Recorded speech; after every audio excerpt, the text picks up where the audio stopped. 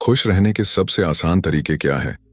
हमें लगता है कि खुश रहने के लिए कुछ खास तरह के हालात होने चाहिए, तभी हम खुश रह सकते हैं। हम आपको 10 सीख बताते हैं जिनकी मदद से आप आनंद पा सकते हैं। हम जीवन में जो भी करते हैं खुशी पाने के लिए करते हैं, लेकिन दुर्भाग्य से खुश रहना काफी मुश्किल काम लगता है। हमें लगता है कि खुश रहने के लिए कुछ खास तरह के हालात होने चाहिए, तभी हम खुश रह सकते हैं, लेकिन ऐसा नहीं है। हम बता रहे हैं कुछ आसान से नुस्खे जिन्हें अपनाकर आप हर हाल में हम खुश रह सकते हैं। जब आप बुनियादी रूप से खुश होते हैं, जब आपको खुश रहने के लिए कुछ करना नहीं पड़ता, तो आपके जीवन के हर आयाम में बदलाव आ जाएगा। आपके अनुभवों में और खुद को व्यक्त करने के तरीकों में बदलाव आ जाएगा। आपको पूरी दुनिया बदली हुई लगेगी। आपका अब कोई निहित स्वार्थ नहीं होगा, क्योंकि चाहे आप कुछ करें या न करें, चाहे आपको कुछ मिले या न मिले, चाहे कुछ हो या ना हो, आप स्वभाव से ही आनंदित होंगे। जब आप अपने स्वभाव से ही खुश होते हैं, तो आप जो भी करेंगे वह बिल्कुल अलग स्तर पर होगा। तो पहली सीख है, ध्यान रखें कि खुश रहना आपकी बुनियादी जिम्मेदारी है। किसी इंसान की पहली और सबसे महत्वपूर्ण जिम्मेदारी एक खुशमिजाज प्राणी होने की है। खुश रहना जीवन का चरम पहलू नहीं है, यह जीवन का बुनियादी पहलू है। अगर आप खुश नहीं हैं तो आप अपने जीवन में क्या कर सकते हैं? एक बार आप खुश हों, तभी दूसरी महान संभावनाएं खुलती हैं। चाहे आप जो भी करें, आप अपने अंदरूनी गुणों को ही विस्तार देते हैं और जगाते हैं। चाहे आप इस बात को पसंद करें या नहीं, हकीकत यही है। जब तक कि कोई महत्वपूर्ण चीज आपके भीतर घटित नहीं होती, आप दुनिया के लिए कुछ बहुत महत्वपूर्ण नहीं कर सकते। इसलिए अगर आप दुनिया के बारे में चिंतित हैं, तो पहली चीज आपको यह करनी चाहिए कि खुद को एक खुशमिजाज प्राणी में रूपांतरित करें। दूसरी सीख, पहचानें कि खुशी आपकी मूल प्रकृति है। इससे कोई फर्क नहीं पड़ता कि आप अपने जीवन में क्या कर रहे हैं, चाहे वह कारोबार हो, सत्ता, शिक्षा या सेवा। आप ऐसा इसीलिए कर रहे हैं क्योंकि आपके भीतर कहीं गहराई में एक भावना है कि इससे आपको खुशी मिलेगी।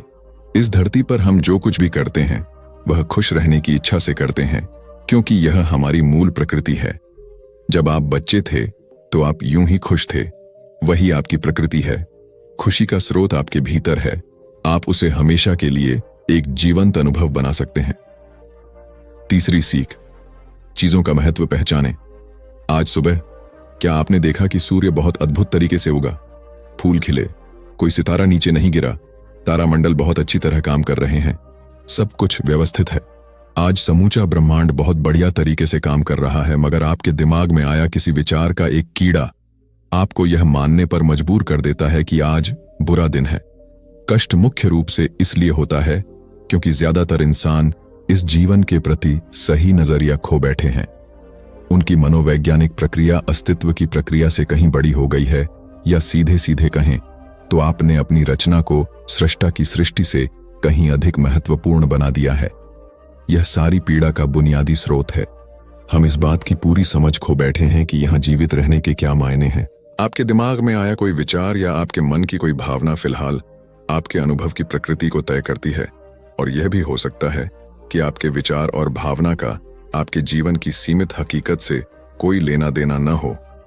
पूरी सृष्टि बहुत बढ़िया तरीके से घटित हो रही है, मगर सिर्फ एक विचार या भावना सब कुछ नष्ट कर सकती है। चौथी सीख है, अपने मन या दिमाग को उसके असली रूप में देखें। जिसे आप मेरा मन कहते हैं, वह असल में आपका नहीं है। आपका अपना कोई मन नहीं है, कृपया इस पर ध्यान दें।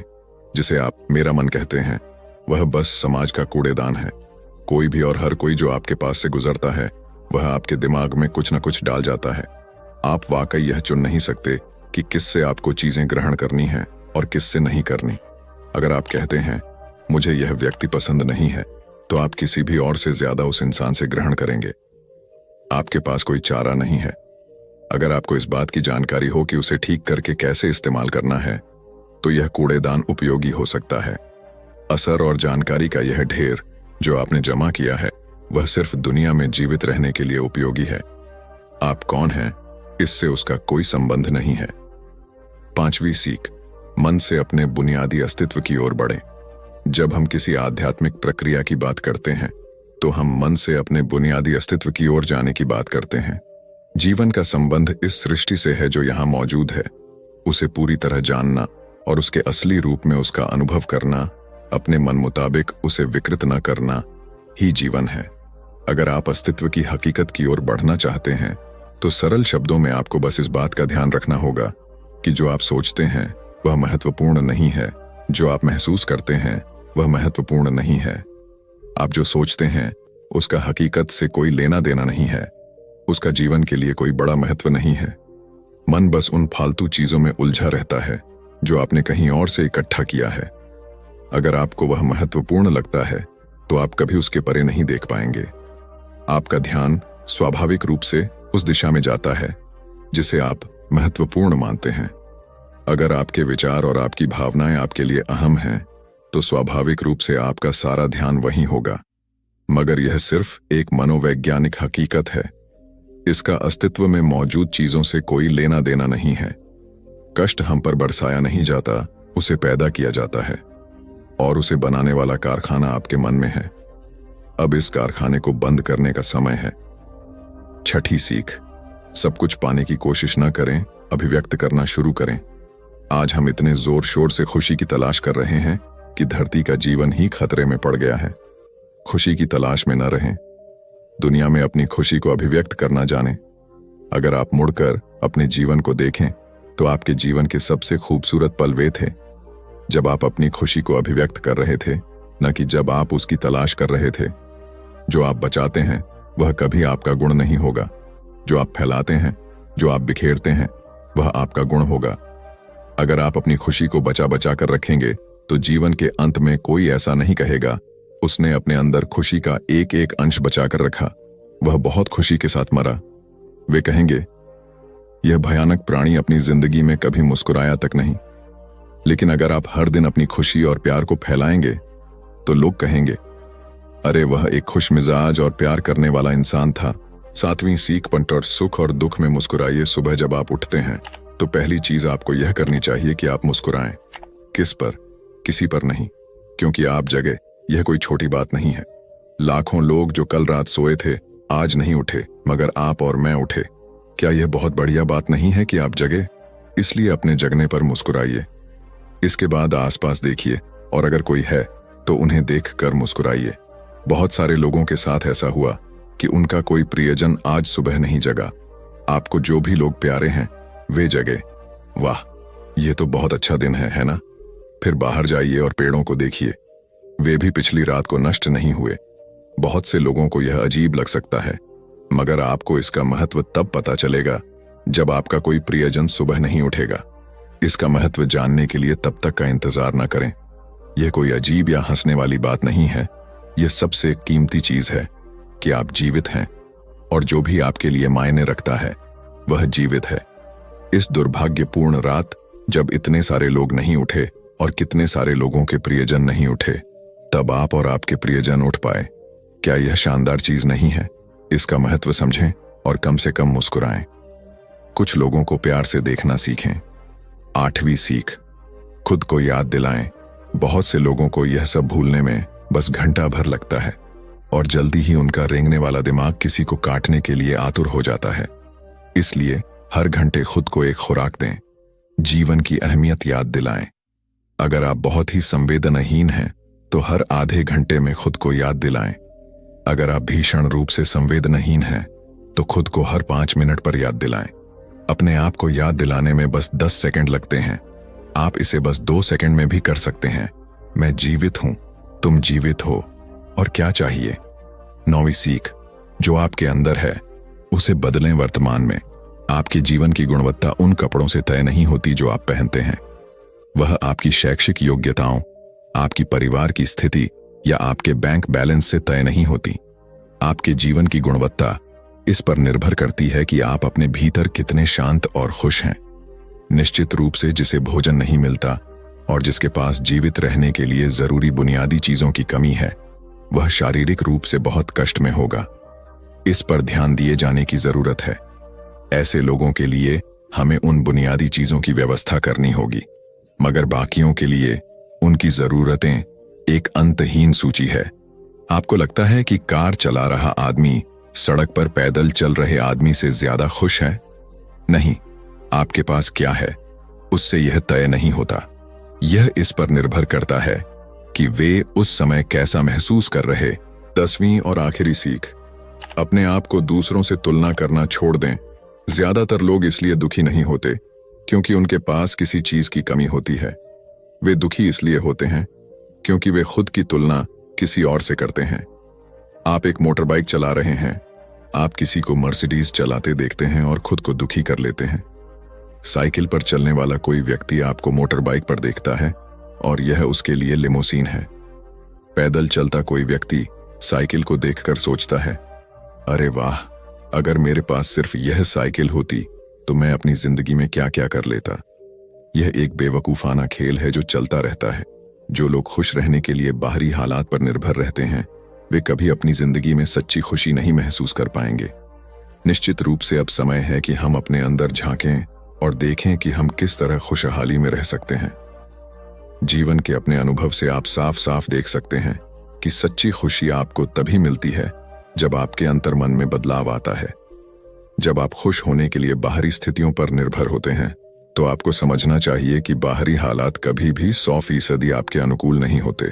जब यह हकीकत है तो कम से कम इस एक इंसान यानी कि आप को उस तरह रहना चाहिए जैसे आप रहना चाहते हैं। अगर आप अपने अंदर उस तरह होते हैं जिस रूप में आप खुद को रखना चाहते हैं तो आप कुदरती तौर पर खुश होंगे। यह कोई ऐसी चीज नहीं है जिसे आपको खोजना पड़े। अगर आप अपनी मूल प्रकृति में वापस चले जाते हैं तो आप सिर्फ खुश ही रहेंगे। हमारी दूसरी कहानी है, अपने मन पर नियंत्रण कैसे करें। आज हम आपको मन पर नियंत्रण करने के 10 उपाय बताएंगे। अगर आप फॉलो करते हैं तो यकीनन आप अपने मन पर नियंत्रण कर पाएंगे। तो चलिए दोस्तों, हम आपको एक एक करके समझाते हैं। अपने मन को नियंत्रित करने के लिए 10 युक्तियां। हमारे मन में अक्सर दिन भर में इतने सारे विचार आते हैं कि यह महसूस करना मुश्किल हो जाता है कि हम उन पर पूरी तरह से नियंत्रण रख पा रहे हैं। कभी कभी ऐसा लगता है कि वे आपके दिमाग पर हावी हो गए हैं। आप एक ऐसे दिन के बाद बिस्तर पर लेट रहे हैं जो कभी खत्म होता नहीं दिख रहा था। आपका शरीर थका हुआ है और आपके तकिए आपको बुला रहे हैं, लेकिन जैसे ही आप बिस्तर पर लेटते हैं आपका दिमाग पागल हो जाता है। ये विचार अचानक से आपके दिमाग में आते हैं और आपको नहीं पता कि इनके बारे में क्या करना है। अचानक आप तनाव में आ जाते हैं और आपको लगता है कि आप कभी सो नहीं पाएंगे। तब आपको पता चलेगा कि आपको अपने मन को नियंत्रित करना सीखना होगा। आप सीख सकते हैं कि उन अवांछित नकारात्मक विचारों को अधिक सकारात्मक सोच के लिए कैसे बदला जाए। यह आपकी उंगलियों के इशारे से नहीं होगा, लेकिन निरंतर प्रयास से आप अपने विचारों को अधिक उत्पादक, सकारात्मक चीजों पर केंद्रित करने में सक्षम होंगे। आइए जानें कि अपने विचारों को नियंत्रित करना क्यों महत्वपूर्ण है और हमारे विचार हमारे शरीर के बाकी हिस्सों से किस प्रकार जुड़े हुए हैं। अवांछित विचार क्या हैं? हम जानते हैं कि सकारात्मक सोच और आशावाद वास्तव में हमारे स्वास्थ्य और शारीरिक कल्याण में सुधार कर सकते हैं, लेकिन अवांछित विचार हमें नकारात्मक भावनाओं से भर सकते हैं और हमें पराजित महसूस करा सकते हैं। वे हमें अतीत में उलझाकर या भविष्य के बारे में चिंतित महसूस कराकर वर्तमान क्षण से दूर ले जाते हैं। अवांछित विचारों के साथ हम नकारात्मक आत्मचर्चा से जूझ सकते हैं क्योंकि हम कम आत्मविश्वास महसूस करते हैं, अधिक आत्मसंदेह करते हैं और हमारा आत्मसम्मान कम होता है। कभी कभी ये नकारात्मक विचार स्वतःस्फूर्त लग सकते हैं। शायद किसी बात ने आपको किसी ऐसे दोस्त की याद दिला दी हो जिसे आपने खो दिया हो या कोई अवसर चूक गया हो। उस समय आपके अवांछित विचार आपके काम को नुकसान पहुंचा सकते हैं या आपको कुछ नया करने से रोक सकते हैं। और अगर आप अपने मानसिक स्वास्थ्य से जूझ रहे हैं तो यह और भी बुरा हो सकता है। शोध से पता चला है कि अवसाद अधिक नकारात्मक विचार पैदा करता है, जिससे आपके अपने मन को नियंत्रित करना कठिन हो जाता है। अगर हम अपने विचारों पर नियंत्रण पाने के लिए प्रयास नहीं करते हैं तो हमारे अवांछित विचार हमारे समग्र स्वास्थ्य पर नकारात्मक प्रभाव डाल सकते हैं। अगर आपको लगता है कि अवांछित विचारों से जूझने वाले आप अकेले नहीं हैं, तो आप अकेले नहीं हैं। बेटर अप में हमारे कोच स्वस्थ स्वास्थ्य के निर्माण की दिशा में काम करते समय सहायता और मार्गदर्शन प्रदान करते हैं। अवांछित विचारों से दूर अपने मन पर नियंत्रण पाना सीखना आसान नहीं है। इसके लिए कड़ी मेहनत और भरपूर ध्यान की आवश्यकता होती है। कुछ दिनों में आपके अवांछित विचार आप पर भारी पड़ सकते हैं, लेकिन महत्वपूर्ण बात यह है कि आप इस विचार से बचें। क्या आप अपने मन को नियंत्रित कर सकते हैं? क्योंकि आप निश्चित रूप से कर सकते हैं। माइंडफुलनेस मेडिटेशन और श्वास व्यायाम का अभ्यास करें। अपने आत्मसंवाद में अपमान के स्थान पर सकारात्मक कथनों को शामिल करें। अपने दिमाग को शांत करने के लिए दिन में कुछ समय रुकें। नकारात्मक विचारों को जन्म देने वाली चीजों से बचें, जैसे सोशल मीडिया पर स्क्रॉल करना। यदि आप भ्रमित हैं या अनिश्चित हैं कि कैसे सोचें, तो अपने अवांछित विचारों जैसे चिंतन या बुरे रवैये का कारण बनने वाले पैटर्न की पहचान करने के लिए बेहतर आत्म जागरूकता विकसित करें। अपने भीतर के आलोचक को चुनौती देने और परिस्थितियों के प्रति अपने दृष्टिकोण को बदलकर अधिक सकारात्मक बनने का प्रयास करें। सुनिश्चित करें कि आप व्यायाम करने के बाद या तनावपूर्ण दिन में अपने दिमाग को ठीक से आराम दें। अपने विचारों को डायरी में लिखें और उन्हें बाहर निकालें तथा अपनी भावनाओं को व्यक्त करें। सहायता के लिए किसी चिकित्सक, जीवन प्रशिक्षक या किसी विश्वसनीय मित्र या प्रियजन सीखें कि अपने विचारों को स्वीकार करना ठीक है, लेकिन उन विचारों को छोड़ दें जो आपके उद्देश्य की पूर्ति नहीं करते। नकारात्मक, निराशावादी लोगों की बातें सुनना बंद करें और उनकी सलाह पर ध्यान न दें। जब आप अवांछित विचारों से अभिभूत हो जाएं, तो सकारात्मक कल्पना का अभ्यास करें। अपना ध्यान भटकाएं, चाहे वह किसी दोस्त को कॉल करना हो, कोई शो देखना हो या टहलने जाना हो। कुर्सी पर आराम करती महिला अपने मन को कैसे नियंत्रित करें? अपने मन पर नियंत्रण रखना क्यों महत्वपूर्ण है? अपने मन पर नियंत्रण रखने से हमें अपने अल्पकालिक और दीर्घकालिक लक्ष्यों को प्राप्त करने में मदद मिलती है। यह हमें एक स्पष्ट, आत्मविश्वासी, विकास मानसिकता के साथ पेशेवर और व्यक्तिगत रूप से अपने दिन गुजारने में मदद करता है। जब हमारे मन पर आक्रमण हो रहा हो, तो अपने लक्ष्यों को प्राप्त करना कठिन हो जाता है, विशेषकर तब जब आक्रमण हमारे भीतर से हो रहा हो। ये हमले हमारा ध्यान भटका सकते हैं, हमें खुद पर संदेह करवा सकते हैं और हमारी प्रगति को पटरी से उतार सकते हैं।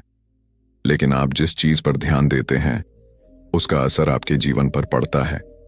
अगर आप अपने नकारात्मक विचारों को दूर करना सीख जाते हैं, तो आपके लिए सकारात्मक सोच बनाए रखना आसान हो जाएगा। नकारात्मक सोच से बचने पर अपना ध्यान केंद्रित करने की कोशिश करें। अधिक केंद्रित मानसिकता के साथ, जो अवांछित विचारों से दबी हुई नहीं है, हम वह हासिल कर सकते हैं जिसे हम हासिल करना चाहते हैं। कभी कभी हमें अपने मन को उन विचारों से दूर रखना पड़ता है जो सकारात्मक लगते हैं, लेकिन वास्तव में हमें किसी नकारात्मक या परेशान करने वाली चीज की ओर ले जा सकते हैं। अपने परिवेश के बारे में यथार्थवादी होना और स्वस्थ आशावादी होना महत्वपूर्ण है। बहुत ज्यादा सकारात्मक होना, इस हद तक कि यह विषाक्त हो जाए, हमारे दिमाग के लिए भी अच्छा नहीं है। इसे पहचानना और नियंत्रित करना उतना ही महत्वपूर्ण है जितना कि अपने अवांछित विचारों को प्रबंधित करना। अपने मन को नियंत्रित करने के क्या लाभ हैं? अपने विचारों पर नियंत्रण रखने से आपको कई अलग अलग लाभ मिलते हैं जो आपके जीवन के हर पहलू को प्रभावित करते हैं। हमारा मानव मस्तिष्क पेशेवर और व्यक्तिगत दोनों तरह से कड़ी मेहनत करता है, इसलिए अपने मन को नियंत्रित करने के लाभ बहुत दूर तक फैले हुए हैं। अपनी भावनाओं को स्वस्थ तरीके से नियंत्रित करने में सक्षम होने से हमें अपने कार्यों को नियंत्रित करने में मदद मिलती है। हम हर दिन कई तरह की भावनाओं को महसूस करते हैं और उन्हें व्यक्त करना महत्वपूर्ण है, लेकिन नियंत्रण छोड़ना सीखना भी महत्वपूर्ण है, और यह हमें उन विचलित करने वाले या अवांछित विचारों से छुटकारा पाने में मदद करेगा। अपने मन को नियंत्रित करने से आपको 8 लाभ मिल सकते हैं। आप अपने रिश्तों में सीमाएं तय करना जानते हैं, क्योंकि आप जानते हैं कि आपको क्या चाहिए और क्या चाहिए। आपके विचार अधिक उद्देश्यपूर्ण और सार्थक हैं। आप जीवन में अधिक स्वस्थ और खुशहाल जीवन विकसित कर सकते हैं। आप अपने सामने आने वाली किसी भी चुनौती पर रचनात्मक, प्रभावी तरीके से विजय प्राप्त कर सकते हैं। निर्णय लेने के मामले में आपके पास अधिक अंतर्दृष्टि है। आप में आत्म जागरूकता की भावना अधिक होती है। आप रात को बेहतर नींद लेते हैं क्योंकि आपका मन शांत रहता है। आप अपने विचारों के प्रति सजग हैं चाहे वे सकारात्मक हों या नकारात्मक। हम कई स्थितियों में सावधान और नियंत्रण में रहने का अनुभव कर सकते हैं। काम पर समय प्रबंधन की अच्छी समझ होना ऐसा सिर्फ इसलिए नहीं होता कि हम अपने कैलेंडर का सही इस्तेमाल करते हैं। ऐसा इसलिए होता है क्योंकि हम अपने ऊर्जा स्तर, विचारों और कार्यों के प्रति, भावनाओं के प्रति सजग रहते हैं। इस नियंत्रण को छोड़ देने से हमें काम पर बर्नआउट के तनाव से उबरने में भी मदद मिलती है। हम सब कुछ नहीं कर सकते, चाहे हम कितनी भी कोशिश कर लें। अगर हम चिंता या उच्च तनाव के स्तर पर हैं, तो माइंडफुलनेस तब मददगार हो सकती है जब हम अपने मन को नियंत्रित करना सीख लें। माइंडफुल प्रैक्टिस हमें अपने तनाव को प्रबंधित करने और उसे कम करने में मदद करती है। शोध में यह भी पाया गया है कि माइंडफुलनेस मेडिटेशन और गहरी सांस लेने से लोगों को चिंता पर काबू पाने में मदद मिलती है। अपने मन पर ध्यान केंद्रित करने से हम अपने कार्यों और व्यवहार के साथ अधिक जानबूझकर हो सकते हैं। मन, शरीर और भावनाओं के बीच संबंध। हमने अपने विचारों के बारे में बहुत बात की है, लेकिन हम यह नहीं भूल सकते कि हमें अपने मन को नियंत्रित करने के लिए अपने शरीर की स्थिति और भावनाओं के बारे में जागरूक होने की आवश्यकता है। चूंकि हमारा मन, शरीर और भावनाएं सभी एक दूसरे से जुड़े हुए हैं, इसलिए हमें अपने संपूर्ण व्यक्तित्व के बारे में सोचना होगा। जीवन जीने के लिए एक संपूर्ण व्यक्ति दृष्टिकोण का मतलब है कि यह सब आपके बारे में है।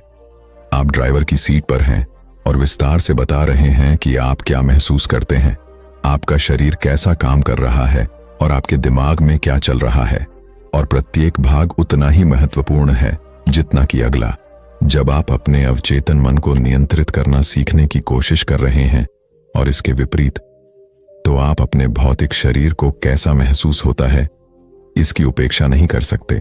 हमारे मन, शरीर और आत्मा के बीच संतुलन बनाने का प्रयास, इससे हमें समग्र रूप से स्वस्थ रहने में मदद मिलेगी और हमारे निजी और पेशेवर जीवन को विपरीत नहीं माना जा सकता। अगर हमारा निजी जीवन स्वस्थ है लेकिन हमारा करियर हम पर भारी पड़ रहा है, तो हमारा समग्र स्वास्थ्य प्रभावित होता है। अपने करियर में सफल होने के लिए यह भी जरूरी है कि हम रात को ठीक से सोएं, संतुलित भोजन करें और सामाजिक संबंध बनाएं। अगर आप किसी एक क्षेत्र की उपेक्षा कर रहे हैं क्योंकि वह महत्वहीन लगता है, तो आप अपना जीवन नहीं बदल सकते। आप एक संपूर्ण व्यक्ति हैं और आपको अपने संपूर्ण स्व का ध्यान रखना चाहिए। याद रखें, आप अपने मन के मालिक हैं, जैसा कि संपूर्ण व्यक्ति दृष्टिकोण बताता है। अपने आप को यह याद दिलाना महत्वपूर्ण है कि आप नियंत्रण में हैं। कोई और आपको यह नहीं बता सकता कि आपको क्या सोचना चाहिए या क्या नहीं, इसलिए यह आप पर निर्भर है कि आप क्या काम करते हैं। कभी कभी अपने अवांछित विचारों को चुनौती देना और उन्हें दूर करने के लिए आवश्यक कड़ी मेहनत करना कठिन हो सकता है, लेकिन बहादुर बनकर और अब भी नकारात्मक विचारों से निपटना भविष्य में स्वस्थ, अधिक सकारात्मक सोच के लिए जगह बनाएगा। आप तय करते हैं कि आपके मन में कौन से विचार आते हैं और आप उनसे कैसे बातचीत करते हैं। भविष्य में अपने आप से पूछें, क्या आप अपने मन को खुद पर नियंत्रण करने देंगे या आप अपने मन को नियंत्रित करना सीखने की दिशा में काम करेंगे। हर किसी को यह महसूस करने का हक है कि उनका दिमाग उनका अपना है। यह आपको आवश्यक सहायता प्रदान कर सकता है ताकि आप अपने अवांछित विचारों से छुटकारा पा सकें और उन्हें ऐसे विचारों से प्रतिस्थापित कर सकें जो आपकी भलाई में मदद करते हैं। तो चलिए अब चलते हैं अपनी तीसरी और आखिरी कहानी की तरफ। ये स्टोरी हम आपको एक कहानी के माध्यम से साझाएंगे, तो चलिए शुरू करते हैं। एक राजा ने अपने पुरुषार्थ से राज्य को समृद्ध बना दिया था। राज्य में रण बड़ी सुखी थी क्योंकि वह प्रत्येक वर्ग के हितों को ध्यान में रखकर काम करता था। जब राजा वृद्ध हुआ तो उसे योग्य उत्तराधिकारी को चिंता सताने लगी, क्योंकि उसे लगता कि योग्य उत्तराधिकारी के बिना सुव्यवस्था अव्यवस्था में बदल जाएगी और प्रजा की परेशानी बढ़ जाएगी। हालांकि राजा का एक बेटा था, किंतु वह अत्यधिक आलसी और कर्महीन था। वह स्वयं को मालिक समझता और शेष सभी को अपना गुलाम। यह अहंकार उसके आचरण में सदैव झलकता था। राजा उसे सुधारने के उद्देश्य से बुद्ध के आश्रम में छोड़ आया। बुद्ध ने अगले ही दिन राजकुमार को आदेश दिया, वत्स, यहां से 5 कोस पर एक जंगल है, तुम वहां जाकर फूलों के कुछ पौधे ले आओ और उन्हें आश्रम के अहाते में लगा दो। यह सुनते ही राजकुमार को बड़ा क्रोध आया। क्योंकि उसने तो आदेश देना ही सीखा था। चूंकि उसके पिता ने बुद्ध को बात मानने को कहा था, इसलिए वह मन मारकर जंगल गया और फूलों के पौधे लाकर आश्रम में लगा दिए। राजकुमार ने उन्हें सींचा और जानवरों से बचाने के लिए उनकी रात दिन रखवाली की। कुछ महीनों में सारा आश्रम भांति भांति के सुंदर फूलों से खिल उठा। राजकुमार अपनी मेहनत का ऐसा फल देखकर बहुत प्रसन्न हुआ। बुद्ध ने उसे शाबाशी देते हुए समझाया, वत्स, याद रखो, जो सोता है उसका भाग्य भी सो जाता है, और जो चलता है उसका भाग्य निरंतर उसके साथ चलता है। अब राजकुमार कर्मठ बन चुका था। राजा को अपना योग्य उत्तराधिकारी मिल गया था। कर्म सफलता की कुंजी है, अतः सदैव कर्मरत रहना चाहिए। एक दिन एक शिक्षित युवक बुद्ध के पास आया। उसने बुद्ध को प्रणाम कर अपनी जिज्ञासा रखी, गुरुजी, आप ईश्वर की बात करते हैं, क्या आपने ईश्वर के दर्शन किए हैं जो आप साधिकार इस विषय पर इतना कुछ कह पाते हैं? बुद्ध ने कुछ नहीं कहा और स्नेहपूर्वक उसके सिर पर हाथ फेर दिया। युवक ने समझा कि बुद्ध के पास मेरे प्रश्न का उत्तर नहीं है। फिर उन्होंने कहा, आओ हम कुछ देर यहाँ के बगीचे में घूमें। बगीचे में गुलाब और रजनीगंधा के सुगंधित फूल लगे थे। युवक बोला, गुरुजी, इन फूलों की सुगंध से सारा वातावरण महक रहा है। बुद्ध ने कहा, वत्स, तुम ठीक कहते हो, किंतु एक बात बताओ कि यह सुगंध तुम्हें दिखाई दे रही है? युवक बोला, जी नहीं, सुगंध तो अनुभव की जाती है। तब बुद्ध ने कहा, बस यही तुम्हारे प्रश्न का उत्तर है। तुम्हारे शरीर में जब कभी कहीं चोट लगती है तो दर्द होता है, क्या इस दर्द को तुम देख सकते हो?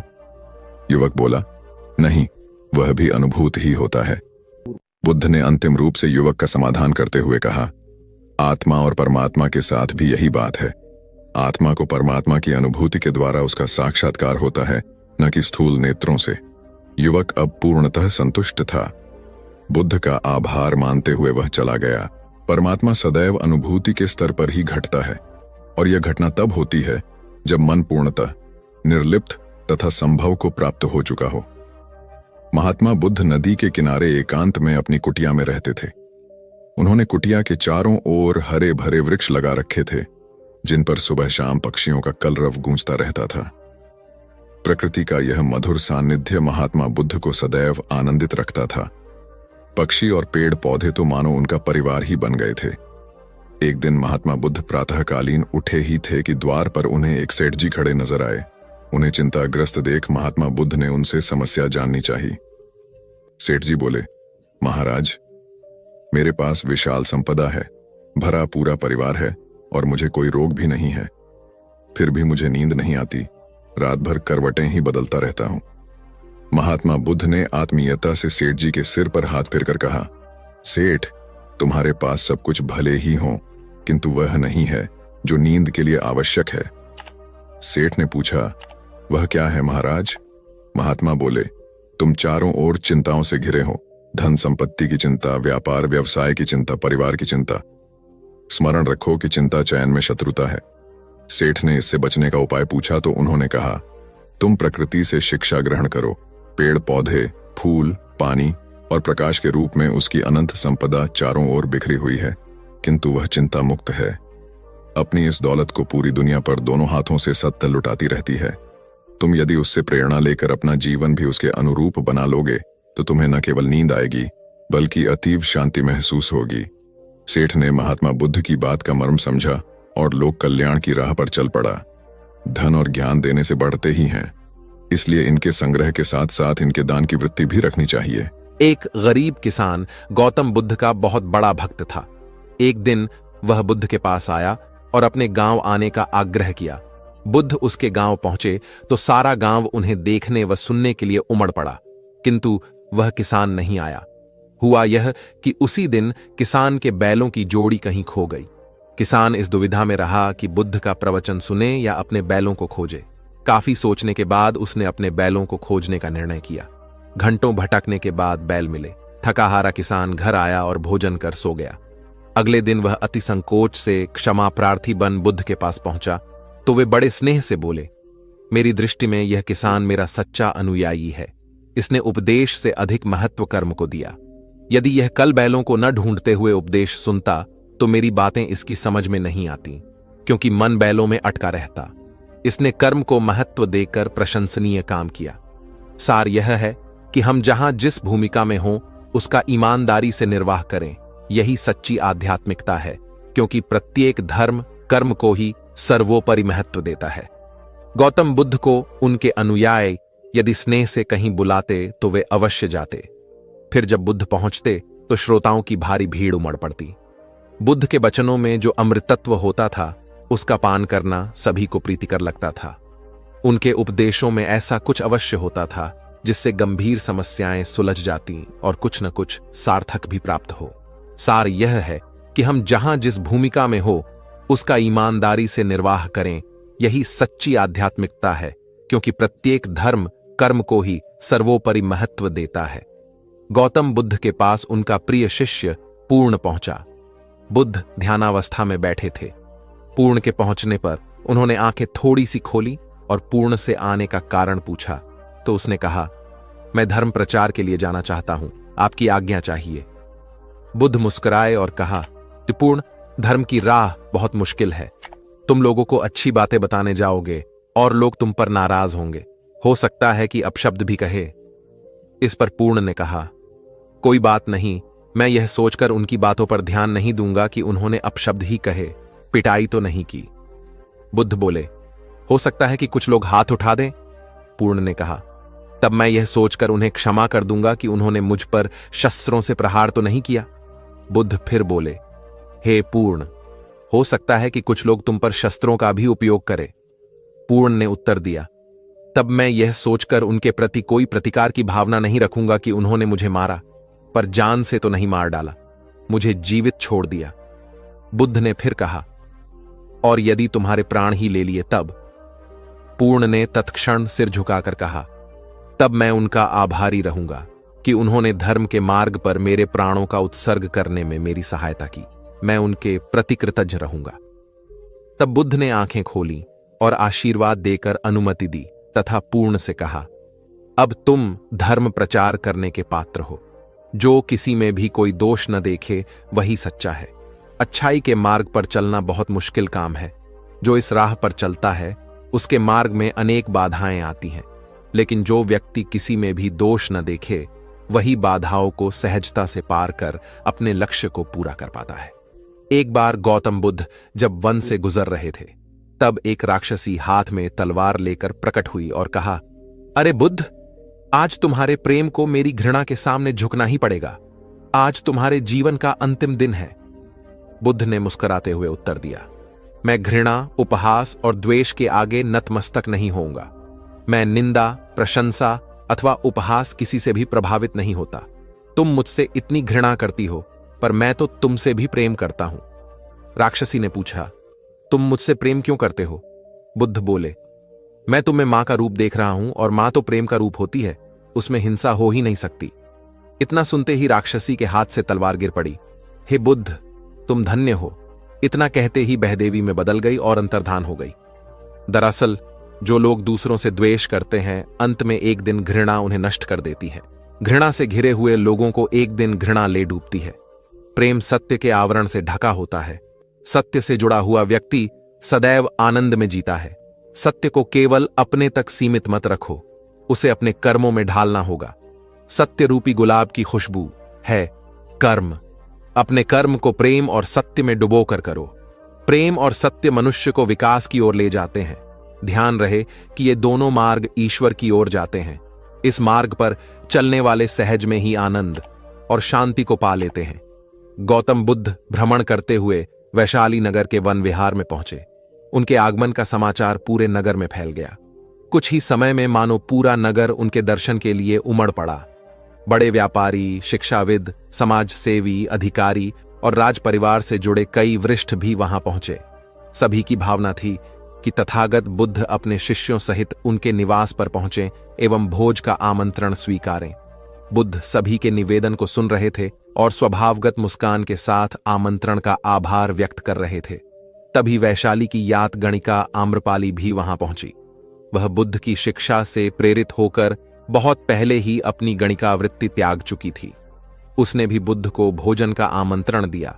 बुद्ध ने तत्काल उसे स्वीकार किया और अगले दिन भिक्षुओं सहित उसके घर आने की सहमति दे दी।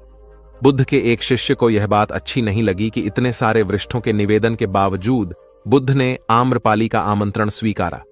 शिष्य की दृष्टि में आम्रपाली गणिका होने से घृणित कर्म से जुड़ी रही थी। जब सभी लोग चले गए तब शिष्य ने पूछा, भगवान, इतने लोगों ने आपको न्योता दिया, फिर आपने आम्रपाली का ही आमंत्रण क्यों स्वीकारा? बुद्ध ने कहा, माना वह गणिका थी, लेकिन पश्चाताप की अग्नि में तपकर वह निर्मल हो चुकी है। यदि कोई व्यक्ति इस निर्मलता को प्राप्त कर ले तो वह उनसे भी श्रेष्ठ हो जाता है, जो ऐसे किसी घृणित कर्म में लीन न रहे हों। ऐसे व्यक्ति का आमंत्रण स्वीकारने में संकोच नहीं होना चाहिए। कोई व्यक्ति जब तक बुरे कामों में संलग्न रहता है तब तक उससे दूरी रहे तो ठीक है, लेकिन जो बुरे कामों को छोड़ दे उसे स्वीकार करने में संकोच नहीं करना चाहिए। इससे उसकी अच्छाई की ओर बढ़ने की भावना को बल मिलता है। गौबुद्ध के जीवन की एक घटना है। उन्होंने नियम बना रखा था कि वे अपने संघ में स्त्रियों को स्थान नहीं देंगे। स्त्रियों के लिए भिक्षु होने की दीक्षा उन्होंने वर्जित कर रखी थी।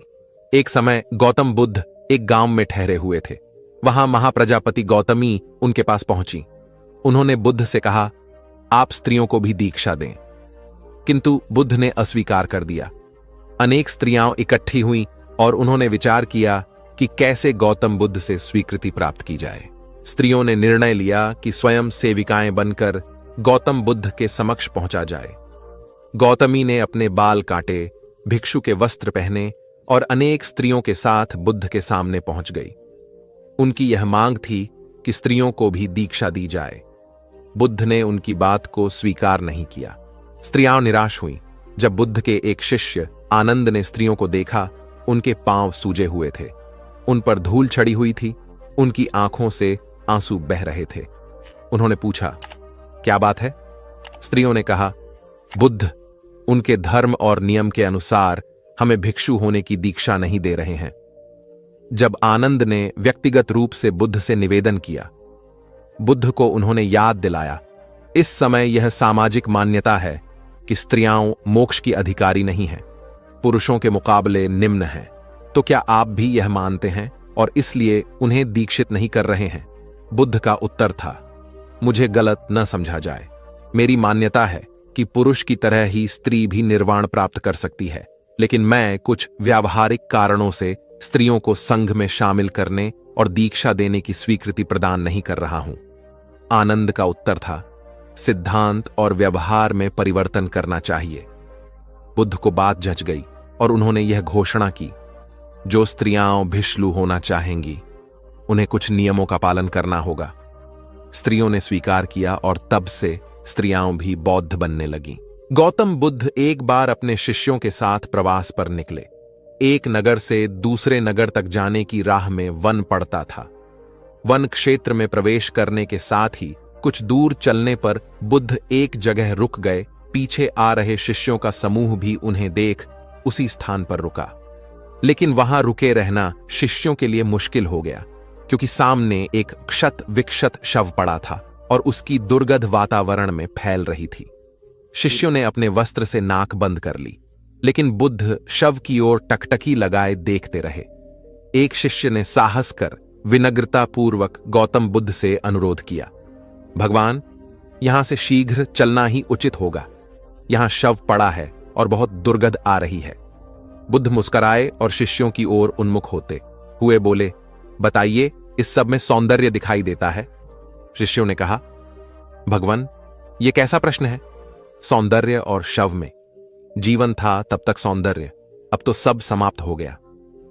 बुद्ध ने शव की ओर इशारा करके बताया, देखो, जब कभी यह व्यक्ति जीवित रहा होगा, इसकी दंत पंक्तियां अद्वितीय रही होंगी। मृत्यु के बाद भी इसके दंत देखकर यही साबित होता है। वहां खड़े सभी शिष्यों ने दृष्टि डाली तो पाया बुद्ध सही कह रहे थे। तब शिष्यों को भान हुआ कि शव में भी अच्छाई हो सकती है। दरअसल सौंदर्य निर्जीव में भी नजर आ सकता है। केवल शर्त यह है कि दृष्टि बुद्ध के समान बुराई में भी अच्छाई देखने वाली होनी चाहिए। गुलाब की एक शाखा में फूल की तुलना में कांटे ही अधिक होते हैं, पर हम फूल चुनते हैं, कांटे नहीं। ठीक इसी तरह किसी में 100 बुराइयां नहीं, अच्छाई देखनी चाहिए। प्राचीन सियालकोट में एक बार बौद्धों का बहुत बड़ा भिक्षु संघ आया। इस संघ को एक ऐसे वेद पाठी ब्राह्मण के विषय में झांत हुआ जो इतना रूढ़िवादी था कि किसी अवैदिक पंडित की छाया भी स्वयं पर नहीं पड़ने देता था। उसे सुधारने का बीड़ा एक भिक्षु ने उठाया। अगले दिन वह अपना भिक्षा पात्र लेकर ब्राह्मण के घर पहुंच गया और पूछा, कुछ आहार पानी की सुविधा है? उसकी बात सुनकर घर के सभी लोग मौन रहे और उसकी ओर घृणा की दृष्टि से देखा। भिक्षु लौट आया। दूसरे दिन फिर गया और वही प्रश्न दोहराया। इस बार भी उसे चुप्पी और तिरस्कार का सामना करना पड़ा। वह पुनः लौट गया। एक दिन जब वह ब्राह्मण के घर पहुंचा तो ब्राह्मण वहां नहीं था। नित्य आने जाने से ब्राह्मणी का मन पसीज गया। वह बोली, मैं तो तुम्हें आहार पानी दे दूं, किंतु पंडित जी की नाराजगी के कारण विवश हूं। भिक्षु ने कहा, कोई बात नहीं बहन, मैं अपना काम करता हूं, तुम अपना काम करो। वापस लौटते हुए भिक्षु को ब्राह्मण मिल गया। उसने भिक्षु को खूब खरी खोटी सुनाई। तब भिक्षु ने कहा, इतने दिनों तक आपके घर से कुछ नहीं मिला, किंतु आज आपकी पत्नी ने नहीं दी है। अब किसी दिन हां भी मिल जाएगा। ब्राह्मण थोड़ा शांत हुआ और बोला, यह क्रम कब तक जारी रखोगे? भिक्षु ने उत्तर दिया, जब तक जीवित हूं। उसका धैर्य देख ब्राह्मण का अहंकार पिघल गया और उसने भिक्षु से क्षमा मांगी। वस्तुतः धैर्य व सहिष्णुता के बल पर बड़ी से बड़ी प्रतिकूलता को अनुकूलता में बदला जा सकता है। भगवान बुद्ध के प्रवचन सुनने के लिए एक व्यक्ति नियमित रूप से आता था। इस प्रकार उसे 1 माह हो चुका था, किंतु उसके जीवन पर कोई प्रभाव नहीं पड़ा। भगवान बुद्ध उपदेश में कहते थे कि धर्म पर चलो, अपने जीवन से राग द्वेष को दूर करो, काम क्रोध लोभ मोह और अहंकार से सदा दूर रहो। बुद्ध के उपदेशों से लोगों को बहुत शांति मिलती थी, किंतु उस व्यक्ति का मन अशांत रहता था। एक दिन उसने बुद्ध से जाकर कहा, हे प्रभु, मैं 1 माह से आपका उपदेश सुन रहा हूं, किंतु उसका तनिक भी असर मेरे आचरण पर नहीं पड़ा। मैं बहुत परेशान हूं, मुझे क्या करना चाहिए? बुद्ध उनकी बात सुनकर बोले, तुम कहां के रहने वाले हो? उसने कहा, श्रावस्ती का। बुद्ध ने अगला प्रश्न किया, वह यहां से कितनी दूर है? उसने अनुमान से बता दिया। बुद्ध ने पुनः जिज्ञासा प्रकट की, कितना समय लगता है? उस व्यक्ति ने हिसाब लगाकर बता दिया। बुद्ध ने कहा, अब बताओ कि क्या तुम यहां पर बैठे बैठे ही अपने घर पहुंच सकते हो? उसने कहा, यह कैसे हो सकता है? वहां पहुंचने के लिए तो चलना होगा। तब बुद्ध ने बड़े प्रेम से उसे समझाया, जैसे चलने पर ही पहुंचा जा सकता है, वैसे ही अच्छी बातों पर अमल करने से ही लाभ होता है। हे प्यारे, तुम मेरे ज्ञान के साथ अपने कर्म को जोड़ दो, तब तुमको उत्तम फल मिलेगा। उस व्यक्ति को अपनी गलती समझ में आ गई। उसने अपने जीवन में सुधार कर लिया, जिससे उसका जीवन सदाचारी बन गया। एक छोटी सी नदी थी, उसके दोनों किनारों पर लोग रहते थे। नदी के पानी से दोनों ओर के लोग अपना अपना काम चलाते थे और सुखमय जीवन बिताते थे। एक बार संयोग से पानी को लेकर दोनों पक्षों में तनातनी हो गई। वे एक दूसरे पर आरोप लगा रहे थे कि तुम ज्यादा पानी ले रहे हो। जब आपसी बातचीत में मामला नहीं निपटा तो वे मरने मारने पर उतारू हो गए। उनके पास जो भी हथियार थे उन्हें तत्काल निकाल लाए और एक दूसरे पर टूट पड़ने को आमादा हो गए। तभी किसी ने जाकर भगवान बुद्ध को सूचना दी। उन्होंने दोनों पक्षों के प्रतिनिधियों को बुलाया और तकरार का कारण पूछा। दोनों प्रतिनिधियों ने अपना अपना पक्ष रखा। बुद्ध ने दोनों की बातें सुनी और मुस्कुराकर कहा, तो तुम लोग क्या करोगे? दोनों प्रतिनिधियों ने आवेश में आकर कहा, हम खून की नदियां बहा देंगे। भगवान बुद्ध ने कहा, तो तुम्हें खून चाहिए? उन लोगों ने हतप्रभ होकर बुद्ध की ओर देखा, फिर बोले, नहीं, हमें पानी चाहिए। भगवान बुद्ध ने कहा, तो तुम्हें खून चाहिए? उन लोगों ने हतप्रभ होकर बुद्ध की ओर देखा, फिर बोले, नहीं, हमें पानी चाहिए। तब सहज भाव से बुद्ध ने कहा, खून बहाकर खून मिलेगा, पानी कैसे पाओगे? कुछ ठहर कर आगे बुद्ध बोले, याद रखो, हिंसा हिंसा को बढ़ाती है, बैर बैर को बढ़ाता है। नदी से ही सीख लो कि वह किसी से लड़ती नहीं, वह निश्चल भाव से अपने जल का सभी के लिए दान करती है। बुद्ध के शब्दों ने जादू जैसा काम किया और दोनों पक्षों की समस्या का सहज रूप से समाधान हो गया। दोनों पक्ष मिल बांटकर पानी का उपयोग करने लगे। कुल बुद्ध एक दिन वैशाली में प्रवचन दे रहे थे। विशाल जन समूह उन्हें अत्यंत शांति और तन्मयता से सुन रहा था। कहीं कोई शोर नहीं था, मात्र बुद्ध की वाणी गूंज रही थी। बुद्ध के शिष्यों के साथ उपस्थित लोग बुद्ध के अमृत वचनों का पान पूर्ण एकाग्रता से कर रहे थे। तभी उस शांत वातावरण में खलल उत्पन्न करती एक व्यक्ति की जोरदार आवाज आई, आज मुझे सभा में बैठने की अनुमति क्यों नहीं दी गई?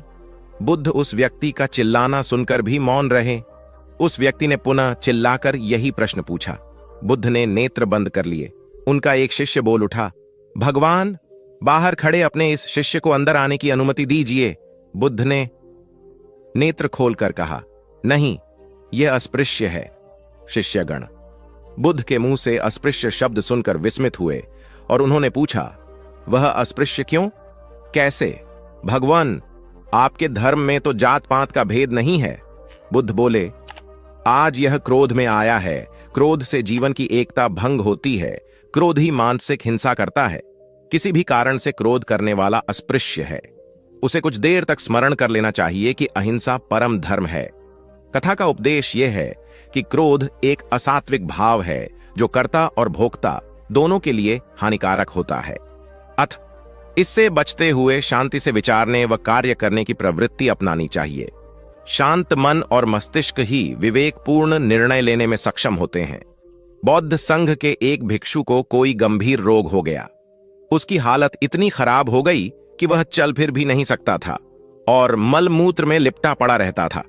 उसकी यह हालत देख उसके साथी भिक्षु भी उसके पास नहीं आते और घृणा से मुंह फेरकर आसपास से निकल जाते थे। कुछ दिनों बाद बुद्ध को यह बात पता चली तो वे तत्काल अपने प्रिय शिष्य आनंद के साथ उस भिक्षु के पास पहुंचे। उसकी दयनीय दशा से उन्हें घोर कष्ट हुआ। उन्होंने भिक्षु से पूछा, तुम्हें कौन सा रोग हुआ है? भिक्षु बोला, भगवान, मुझे पेट की बीमारी है।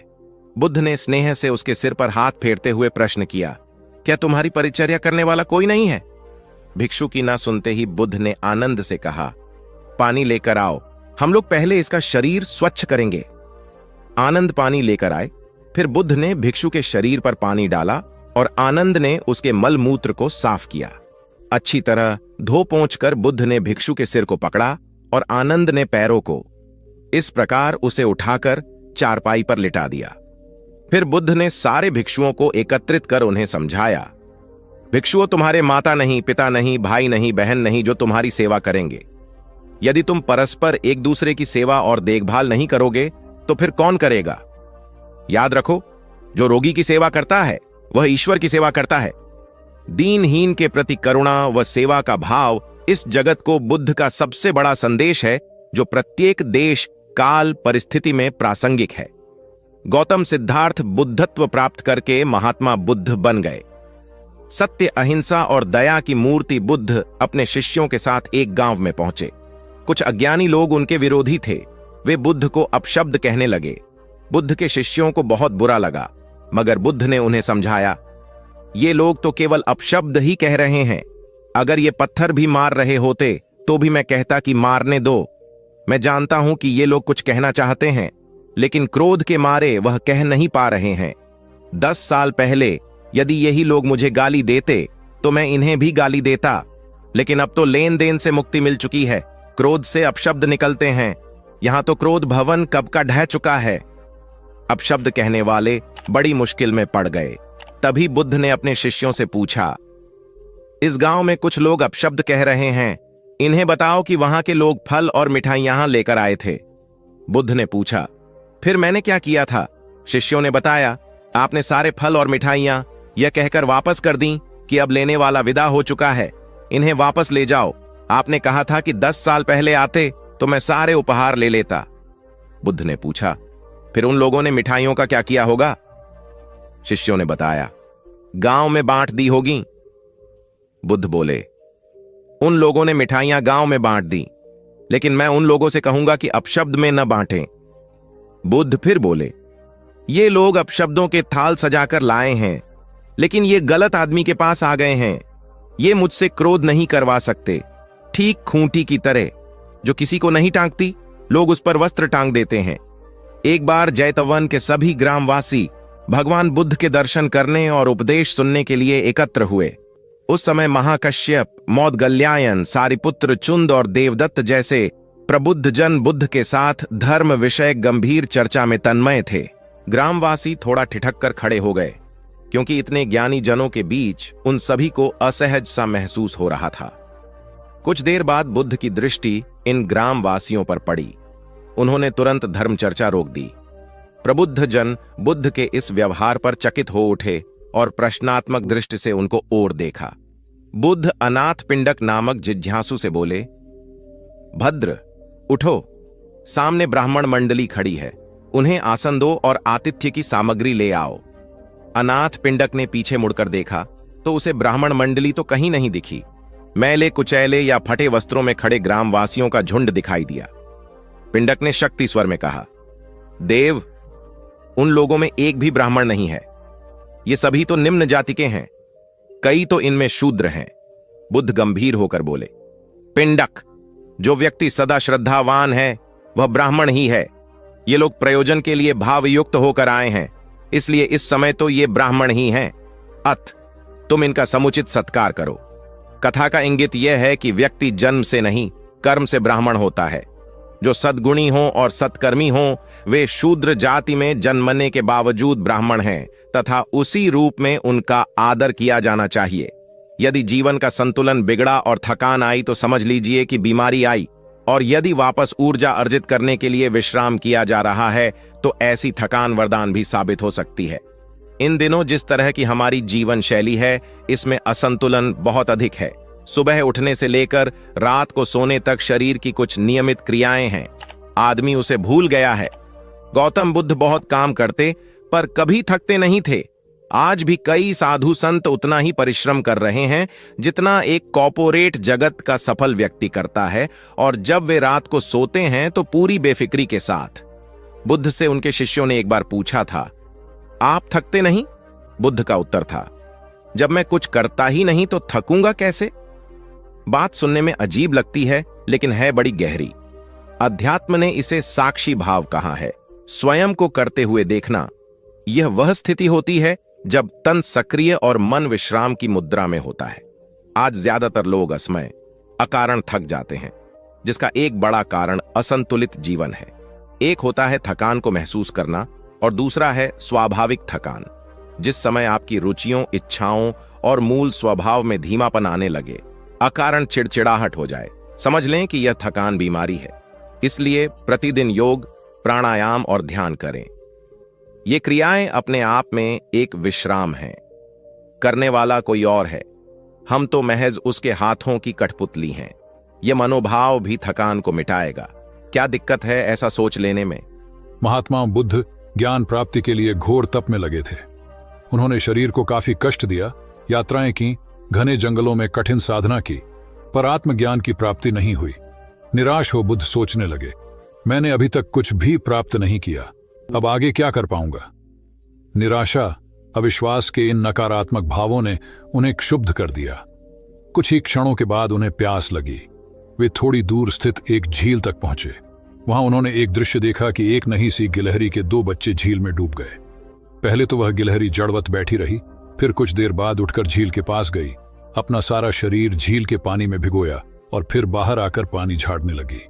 ऐसा वह बार बार करने लगी। बुद्ध सोचने लगे कि इस गिलहरी का प्रयास कितना मूर्खतापूर्ण है। क्या कभी यह इस झील को सुखा सकेगी? किंतु गिलहरी का यह क्रम लगातार जारी था। बुद्ध को लगा मानो गिलहरी कह रही हो कि यह झील कभी खाली होगी या नहीं, यह मैं नहीं जानती, किंतु मैं अपना प्रयास नहीं छोड़ूंगी। अतः उस छोटी सी गिलहरी ने भगवान बुद्ध को अपने लक्ष्य मार्ग से विचलित होने से बचा लिया। वे सोचने लगे कि जब यह नन्ही गिलहरी अपने लघु सामर्थ्य से झील को सुखा देने के लिए दृढ़ संकल्पित है तो मुझ में क्या कमी है? मैं तो इससे 1000 गुना अधिक क्षमता रखता हूं। यह सोचकर गौतम बुद्ध पुनः अपनी साधना में लग गए और एक दिन बोधिवृक्ष तले उन्हें ज्ञान का आलोक प्राप्त हुआ। यह कथा असफलता के बावजूद प्रयासों की निरंतरता पर बल देती है। यदि हम प्रयास करना न छोड़े तो एक न एक दिन लक्ष्य की प्राप्ति हो ही जाती है। बुद्ध अपने साधना काल में एक निर्जन स्थान पर ध्यान मग्न बैठे थे। इसी स्थान पर एक यक्ष का वास था। यह बात बुद्ध को झांत नहीं थी। वे तो वहां पहुंचे और शांत वातावरण देखकर ध्यान मग्न हो गए। उस समय यक्ष वहां पर नहीं था। रात होने पर जब वह आया तो उस स्थान पर एक अनजान व्यक्ति को देखकर आग बबूला हो गया। बड़े जोर से वह दहाड़ा। किंतु बुद्ध का ध्यान भंग नहीं हुआ। यक्ष ने उन्हें हाथी का रूप धारण कर डराना चाहा, किंतु बुद्ध यथावत ध्यान मग्न बैठे रहे। उसने बुद्ध को डराने के लिए क्रमशः शेर, चीता, बाघ आदि का रूप धारण किया, किंतु बुद्ध अविचलित ही बने रहे। अंत में उसने भयंकर विषधर का रूप धारण कर उनके पैर के अंगूठे को ढंस लिया, किंतु बुद्ध पर उसके विष का भी कोई असर नहीं हुआ। वे अब भी अप्रभावित रहे। विषधर उनके शरीर पर चढ़ गया और उनके गले से लिपटकर उन्हें जोरों से काट लिया, लेकिन इतने प्रयासों के बावजूद भी बुद्ध की साधना को भंग नहीं कर पाया। थक हार कर नीचे उतर आया और उनसे कुछ कदमों की दूरी पर लेटकर अपनी थकान उतारने लगा। ध्यान पूर्ण होने पर बुद्ध ने उसकी तरफ देखा और उसे बहुत स्नेह से दुलारा। उनका निश्चल प्रेम देखकर सर्प का विष अमृत बन गया और यक्ष ने श्रद्धापूर्वक बुद्ध को नमन किया। कहानी का सार यह है कि मन की कलुषता पर एकाग्रता, स्नेह और संभव से ही विजय प्राप्त की जा सकती है। बौद्ध भिक्षु बोधि धर्म भ्रमण करते हुए एक गांव में पहुंचे। लोग उनका बहुत आदर करते थे। बोधि धर्म व उनके शिष्यों का ग्रामीणों ने हार्दिक सत्कार किया और फिर उनके पवित्र वचनों को सुनने के लिए उनके आसपास एकत्रित हो गए। बोधि धर्म लोगों को धर्म और आचरण विषयक अच्छी बातें सरल भाषा में समझाने लगे। तभी वहां एक व्यक्ति आया और बोधि धर्म को अपशब्द कहने लगा। उपस्थित जनसमूह ने उसे रोकने का बहुत प्रयास किया, किंतु वह नहीं माना तथा अनवरत बोधि धर्म को बुरा भला कहता रहा। लोगों ने कहा कि महाराज, ये व्यक्ति कितना उद्दंड है, निरर्थक ही आपको अपशब्द कह रहा है। बोधि धर्म उस व्यक्ति के इस आचरण पर कदापि क्रोधित नहीं हुए और लोगों से बोले कि यह भविष्य में मेरा सबसे बड़ा भक्त बनने वाला है। लोगों ने पूछा कि कैसे? बोधि धर्म ने उत्तर दिया, कोई कुम्हार के यहां घड़ा लेने जाता है तो घड़े को बजाकर देखा जाता है कि वह फूटा हुआ तो नहीं है। जब 1-2 रुपए के घड़े को कोई इतनी परख कर सकता है तो भला जिसे गुरु मानना है उसे 10-20 गालियां दिए बगैर कैसे पहचानेगा? पहले वह परीक्षा लेगा कि गुरु में धैर्य, आक्रोश व समता भाव कितना है। यह जानने के बाद ही तो वह गुरु को स्वीकारेगा। इसलिए यह व्यक्ति मुझे निरर्थक ही अपशब्द नहीं कह रहा है और आगे चलकर वास्तव में वह व्यक्ति बोधि धर्म का सबसे बड़ा भक्त बना। किसी को शिक्षा देने से पूर्व स्वयं का आचरण भी तदनुरूप होना चाहिए, तभी गुरु का महान पद मिलता है। वस्तुतः गुरु की गुरुता तभी स्वीकारी जाती है जबकि उसमें सदाचरण के सभी लक्षण मौजूद हों। महात्मा गौतम बुद्ध के श्रावस्ती में प्रवचन चल रहे थे। प्रवचन में नित्य ही बड़ी संख्या में लोग आते और विविध महत्वपूर्ण व गंभीर विषयों पर बुद्ध से ज्ञान ग्रहण करते। बुद्ध का शिष्य वर्ग भी काफी विशाल था, जो प्रवचन स्थल की व्यवस्था संभालता और बुद्ध की सेवा में सदैव तत्पर रहता। एक बार रात के समय महात्मा बुद्ध प्रवचन दे रहे थे। सदैव की भांति काफी लोग उनके प्रवचन सुन रहे थे। एक व्यक्ति जो बुद्ध के ठीक सामने बैठा था, बार बार नींद के झोंके ले रहा था। बुद्ध थोड़ी देर तक तो प्रवचन देते रहे, फिर उससे बोले, वत्स, सो रहे हो? उस व्यक्ति ने हड़बड़ाकर कहा, नहीं महात्मा। बुद्ध ने पुनः प्रवचन प्रारंभ किए। वह व्यक्ति फिर ऊँघने लगा। महात्मा ने फिर वही प्रश्न दोहराया और उसने फिर अचकचाकर नहीं महात्मा कहा। ऐसा लगभग 8-10 बार हो गया। कुछ देर बाद बुद्ध ने उससे पूछा, वत्स, जीवित हो? हर बार की तरह इस बार भी उसने कहा, नहीं महात्मा।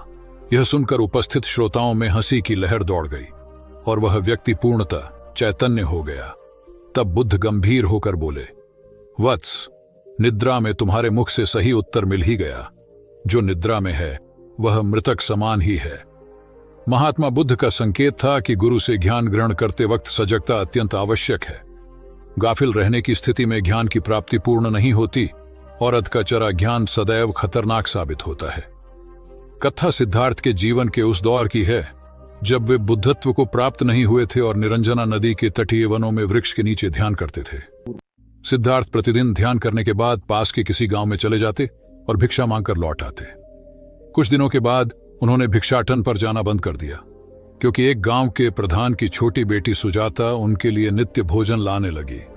सिद्धार्थ को वह बड़े स्नेह से भोजन कराती थी। कुछ दिनों बाद उसी गांव का एक चरवाहा भी सिद्धार्थ से प्रभावित होकर उनके पास आने लगा। उसका नाम स्वस्थि था।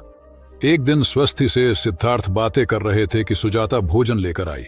जैसे ही सिद्धार्थ ने भोजन करना शुरू किया, उन्होंने बातचीत बंद कर दी।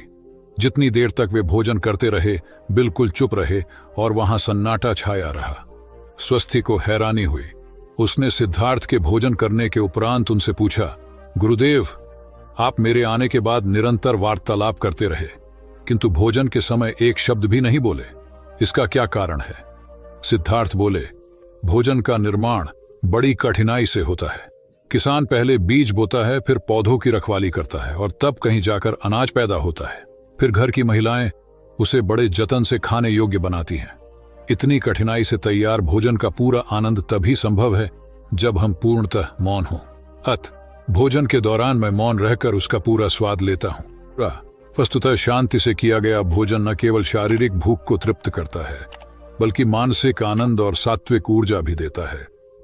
सम्राट अशोक संपूर्ण भारत को अपने राज्य में मिलाना चाहते थे, पर कलिंग के युद्ध में हुए रक्तपात को देखकर उन्हें अत्यधिक दुख पहुंचा। उनकी महत्वाकांक्षा ने जो तबाही मचाई थी, उसे देखकर उन्हें खुद पर ग्लानि हुई। उन्होंने देखा कि लोग दर्द से कराह रहे थे।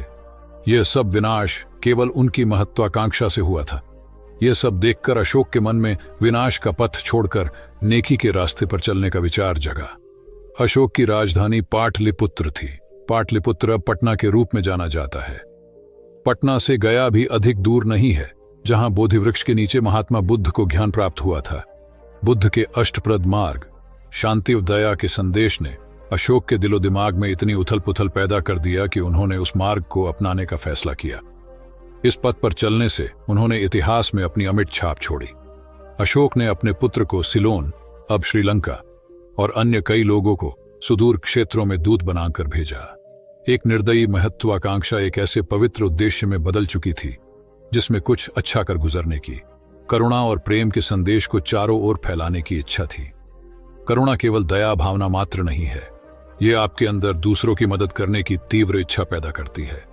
इसी भावना ने बुद्ध को भगवान और अशोक को महान बनाया। तथागत बुद्ध उन दिनों मगध प्रवास पर थे। साथ में शिष्यों का बड़ा समूह भी था। प्रतिदिन बुद्ध के प्रवचन होते, जिनका लाभ लेने के लिए बड़ी संख्या में लोग आते। इन लोगों में साधारण जन के साथ विशिष्ट हस्तियां भी शामिल रहती थीं। हालांकि बुद्ध सभी के प्रति समान रूप से प्रेम व आत्मीयता का व्यवहार रखते थे। इन लोगों में नगर सेठ का पुत्र भी था, जो बड़े ध्यान से बुद्ध के प्रवचन सुनता था। वह नित्य ही बुद्ध के शिष्यों के समक्ष बुद्ध की तारीफों के पुल बांधता और धन्य धन्य भाव से घर जाता। एक दिन प्रवचन समाप्त होने के बाद उसने किसी शिष्य से कहकर बुद्ध से मिलने की हार्दिक इच्छा प्रकट की। जब उसे बुद्ध के सामने ले जाया गया तो उसने उन्हें साष्टांग प्रणाम कर कहा, भगवान, आप जैसा तपस्वी और ज्ञानी व्यक्ति पहले न कभी हुआ था और न भविष्य में होगा।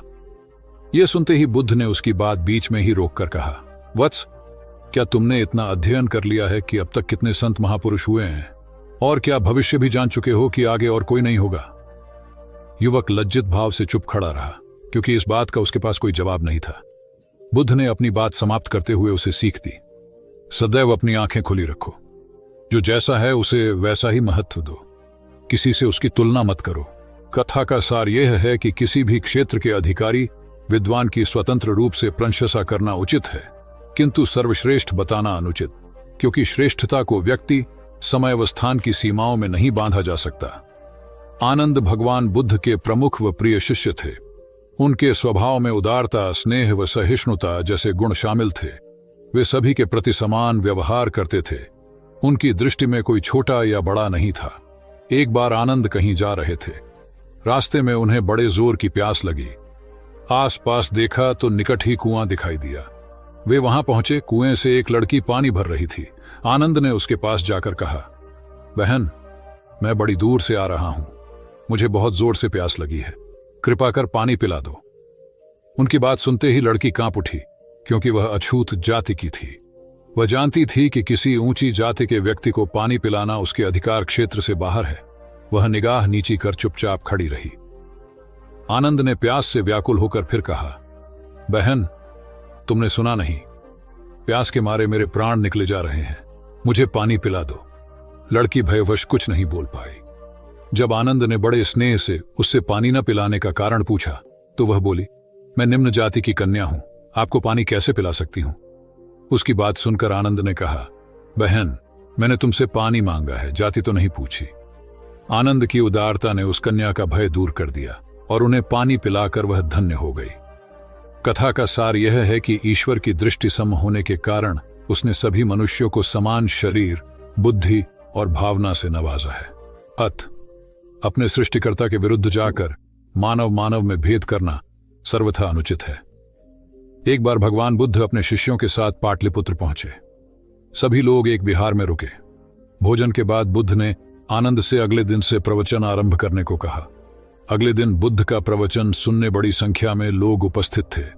बुद्ध प्रवचन देने के बाद लोगों से मिलते, उनकी समस्याएं सुनते और नेक सलाह देते। एक दिन प्रवचन के समय बुद्ध के शिष्य आनंद ने उनसे पूछा, भंते, आपके सामने हजारों लोग बैठे हैं, बताइए कि इनमें सबसे सुखी कौन है? बुद्ध ने एक विहंगम दृष्टि भीड़ पर डालते हुए कहा, वह देखो, सबसे पीछे एक दुबला पतला फटे वस्त्र पहने जो आदमी बैठा है, वह सर्वाधिक सुखी है। आनंद सहमत नहीं हुआ। वह बोला, यह कैसे संभव है? वह तो बहुत दयनीय जान पड़ता है। बुद्ध ने अपनी बात सिद्ध करने के लिए बारी बारी से सामने बैठे लोगों से पूछा, तुम्हें क्या चाहिए? किसी ने संतान मांगी तो किसी ने मकान, कोई रोग मुक्ति चाहता था तो कोई अपने शत्रु पर विजय। ऐसा एक भी व्यक्ति नहीं था जिसे कोई इच्छा ना हो। अंत में बुद्ध ने उस फटेहाल आदमी को बुलाकर पूछा, तुम्हें क्या चाहिए? उसने हाथ जोड़कर जवाब दिया, कुछ नहीं। यदि ईश्वर को मुझे कुछ देना ही है तो बस इतना कर दें कि मेरे अंदर कभी कोई चाह पैदा ना हो। मैं ऐसे ही स्वयं को सबसे बड़ा सुखी मानता हूं। उसकी बात सुनकर आनंद से बुद्ध ने कहा, आनंद, जहां चाह है वहां सुख नहीं हो सकता। आनंद ने बुद्ध की इस शिक्षा को सदा के लिए गांठ बांध लिया। सार यह है कि लालसा से लोभ बढ़ता है, जो असंतोष का जनक होता है। यदि सही अर्थों में सुख पाना है तो किसी लालसा की बजाय उपलब्ध स्थितियों में संतुष्ट रहना चाहिए। गौतम बुद्ध ने बहुत से अज्ञानी लोगों को सम्यक दृष्टि प्रदान की थी। तब को बात है, कौसाम्बी में एक ब्रह्मचारी रहता था। उसे अभिमान था कि उस जैसा कोई दविद्वान नहीं है, इसलिए अपने साथ सदैव जलती मशाल रखता था। गौतम बुद्ध ने देखा तो उससे पूछा, अरे, ये मशाल लिए क्यों घूमते हो? ब्रह्मचारी ने उत्तर दिया, सभी प्राणी अंधकार और अज्ञान में पथश्रष्ट हैं, उन्हें रास्ता दिखाने के लिए मशाल लिए घूमता हूं। तथागत ने पूछा, क्या तुम्हें 4 प्रकार की विद्याओं, शब्द विद्या, नक्षत्र विद्या, राज विद्या व युद्ध विद्या का पूर्ण ज्ञान है? ब्रह्मचारी ने अपनी अनभिज्ञता प्रकट करते हुए मशाल फेंक कर तथागत के चरणों में मस्तक झुका दिया। उसका ज्ञान गर्वचूर हो गया। जो दूसरों को मूर्ख समझकर उनसे घृणा करता है, वो उस व्यक्ति की तरह है जो स्वयं अंधा होकर दूसरों को मशाल दिखाता घूमता है। अहंकारी कभी विवेकवान नहीं हो सकता और बिना विवेक के सत असत का ज्ञान नहीं हो सकता। अंततः ऐसे विवेकांत व्यक्ति को जीवन में कोई उपलब्धि प्राप्त नहीं होती, हताशा ही हाथ लगती है। काशाय वस्त्र पहन लिए। उसने सुना, आप एकाहारी हो गए हैं, वह भी एकाहारी हो गई। आपने उत्तम पलंग पर सोना त्याग दिया है तो इसने भी त्याग दिया। आपने माला का त्याग किया, गंध का त्याग किया तो इसने भी वह सब त्याग दिया। मायके वाले इसे संदेश भेजते हैं, वे इसे ले जाना चाहते हैं, लेकिन यह यहीं रहती है, इसी कक्ष में। यह गुण की मूर्ति है। राजा स्नेह से अपनी बहू को देखते रहे। अचानक तथागत उठे, उस कक्ष से बाहर चले गए। शाक्य मुनि ने शिष्यों को शांत रहने को कहा था, लेकिन वे स्वयं उस कक्ष से बाहर चले गए। मैं हमेशा सोचता हूं, उस पल क्या हुआ होगा, उनके मन के भीतर कैसे कैसे विचार उठते होंगे। क्या संबोधि एक लघु क्षण होता है या दीर्घ क्षण? क्या संबोधि एक अनंत अभ्यास है? क्या संयम उसका गरुड़यान है? धम्मपद का 13वां श्लोक बार बार याद आता है। यथागारम दुछेन बुट्टी समति विभजति एवं अभावितम चित्तम राघो समति विभजति। घर की छत मजबूत ना हो, सही तरह से उसे घास फूस से ढका ना गया हो, तो बरसात के दिनों में उसमें से पानी रिसता है, घर भर में फैल जाता है। उसी तरह ध्यान और एकाग्रता हमारे व्यक्तित्व की छत है। एक दिन एक व्यक्ति बुद्ध के पास पहुंचा। वह बहुत अधिक तनाव में था। अनेक प्रश्न उसके दिमाग में घूम घूम कर उसे परेशान कर रहे थे, जैसे आत्मा क्या है, आदमी मृत्यु के बाद कहां जाता है, सृष्टि का निर्माता कौन है, स्वर्ग नरक की अवधारणा कहां तक सच है और ईश्वर है या नहीं। उसे इन प्रश्नों के उत्तर नहीं मिल रहे थे। जब वह बुद्ध के पास पहुंचा तो उसने देखा कि बुद्ध को कई लोग घेर कर बैठे हैं। बुद्ध उन सभी के प्रश्नों व जिज्ञासाओं का समाधान अत्यंत सहज भाव से कर रहे हैं। काफी देर तक यह क्रम चलता रहा, किंतु बुद्ध धैर्यपूर्वक हर एक को संतुष्ट करते रहे। बेचारा व्यक्ति वहां का हाल देखकर परेशान हो गया। उसने सोचा कि इन्हें दुनियादारी के मामलों में पड़ने से क्या लाभ, अपना भगवत भजन करें और बुनियादी समस्याओं से ग्रस्त इन लोगों को भगाए। किंतु बुद्ध का व्यवहार देखकर तो ऐसा लग रहा था मानो इन लोगों का दुख उनका अपना दुख है। आखिर उस व्यक्ति ने पूछ ही लिया, महाराज, आपको इन सांसारिक बातों से क्या लेना देना? बुद्ध बोले, मैं ज्ञानी नहीं हूं और इंसान हूं। वैसे भी वह ज्ञान किस काम का जो इतना घमंडी और आत्म केंद्रित हो कि अपने अतिरिक्त दूसरे की चिंता ही ना कर सके। ऐसा ज्ञान तो अज्ञान से भी बुरा है। बुद्ध की बातें सुनकर व्यक्ति को उलझन दूर हो गई। उस दिन से उसकी सोच व आचरण दोनों बदल गए। कथा का सार यह है कि ज्ञान तभी सार्थक होता है जब वह लोक कल्याण में संलग्न हो। महात्मा बुद्ध ने युवक को सत्संग का महत्व समझाया। महात्मा बुद्ध एक गांव में ठहरे हुए थे। वे प्रतिदिन शाम को वहां पर सत्संग करते थे। भक्तों की भीड़ होती थी क्योंकि उनके प्रवचनों से जीवन को सही दिशा बोध प्राप्त होता था। बुद्ध की वाणी में गजब का जादू था। तब बुद्ध ने उसे समझाया, यदि इसी तरह उसे पानी में निरंतर डालते रहोगे तो कुछ ही दिनों में ये छेद फूलकर बंद हो जाएंगे और टोकरी में पानी भर पाओगे। इसी प्रकार जो निरंतर सत्संग करते हैं उनका मन एक दिन अवश्य निर्मल हो जाता है। अवगुणों के छिद्र भरने लगते हैं और गुणों का जल भरने लगता है। युवक ने बुद्ध से अपनी समस्या का समाधान पा लिया। निरंतर सत्संग से दुर्जन भी सज्जन हो जाते हैं क्योंकि महापुरुषों की पवित्र वाणी उनके मानसिक विकारों को दूर कर उनमें सद्विचारों का आलोक प्रसारित कर देती है। एक आदमी को बुद्ध ने सुझाव दिया कि दूर से पानी लाते हो, क्यों नहीं अपने घर के पास एक कुआं खोद लेते? हमेशा के लिए पानी की समस्या से छुटकारा मिल जाएगा। सलाह मानकर उस आदमी ने कुआं खोदना शुरू किया, लेकिन 7-8 फीट खोदने के बाद उसे पानी तो क्या, गीली मिट्टी का भी चिन्ह नहीं मिला। उसने वह जगह छोड़कर दूसरी जगह खुदाई शुरू की, लेकिन 10 फीट खोदने के बाद भी उसमें पानी नहीं निकला। उसने फिर तीसरी जगह कुआं खोदना शुरू किया, लेकिन यहां भी उसे निराशा ही हाथ लगी। इस क्रम में उसने 8-10 फीट के 10 कुएं खोद डाले, लेकिन पानी कहीं नहीं मिला। वह निराश होकर बुद्ध के पास गया। उसने बुद्ध को बताया कि मैंने 10 कुएं खोद डाले, मगर पानी एक में भी नहीं निकला। बुद्ध को आश्चर्य हुआ। वे स्वयं चलकर उस स्थान पर आए जहां उसने 10 गड्ढे खोदे हुए थे। बुद्ध ने उन गड्ढों की गहराई देखी और सारा माजरा समझ गए। फिर वे बोले, 10 कुएं खोदने की बजाय एक कुएं में ही तुम अपना सारा परिश्रम लगाते तो पानी कब का मिल गया होता। तुम सब गड्ढों को बंद कर दो, केवल एक को गहरा करते जाओ, पानी निकल आएगा। उसने बुद्ध को बात मानकर ऐसा ही किया। परिणाम स्वरूप कुआं पूर्ण होते ही पानी निकल आया। सबने भगवान बुद्ध की जय जयकार की। धन्ना सेठ के पास 7 पुश्तों के पालन पोषण जितना धन था। उसका व्यापार चारों तरफ फैला हुआ था, किंतु फिर भी उसका मन अशांत रहता था। कभी धन की सुरक्षा की चिंता, तो कभी व्यापारिक प्रतिस्पर्धा में आगे निकलने का तनाव। चिंता और तनाव के कारण वह अस्वस्थ रहने लगा। उसके मित्र ने उसकी गिरती दशा देखी तो उसे बुद्ध के पास जाने की सलाह दी। सेठ बुद्ध के पास पहुंचा और अपनी समस्या बताई। बुद्ध ने उसे सांत्वना देते हुए कहा, तुम घबराओ मत, तुम्हारा कष्ट अवश्य दूर होगा। बस तुम यहां कुछ दिन रहकर प्रभु का ध्यान किया करो। बुद्ध के कहे अनुसार सेठ ने रोज ध्यान करना शुरू कर दिया, किंतु सेठ का मन ध्यान में नहीं लगा। वह जैसे ही ध्यान करने बैठता, उसका मन फिर अपनी दुनिया में चला जाता। उसने बुद्ध को यह बात बताई, किंतु बुद्ध ने कोई उपाय नहीं बताया। थोड़ी देर बाद जब सेठ बुद्ध के साथ वन में सायंकालीन भ्रमण कर रहा था, तो उसके पैर में एक कांटा चुभ गया। वह दर्द के मारे कराहने लगा। बुद्ध ने कहा, बेहतर होगा कि तुम जी कड़ाकर कांटे को निकाल दो, तब इस दर्द से मुक्ति मिल जाएगी। सेठ ने मन कड़ाकर कांटा निकाल दिया। उसे चैन मिल गया। तब बुद्ध ने उसे समझाया, ऐसे ही लोभ, मोह, क्रोध, घमंड व द्वेष के कांटे तुम्हारे मन में गड़े हैं। जब तक अपने मन की संकल्प शक्ति से उन्हें नहीं निकालोगे, अशांत ही रहोगे। सेठ का अज्ञान बुद्ध के इन शब्दों से दूर हो गया और उसने निर्मल हृदय की राह पकड़ ली। अपनी कुप्रवृत्तियों से मुक्ति के लिए संकल्पबद्धता अनिवार्य है। जब तक व्यक्ति दृढ़ निश्चय न कर ले, वह अपनी गलत आदतों से मुक्त नहीं हो सकता। बुद्ध की शिक्षा से गांव का उद्धार हुआ। एक युवक ने बुद्ध से आकर कहा, मेरा गांव अशिक्षित है।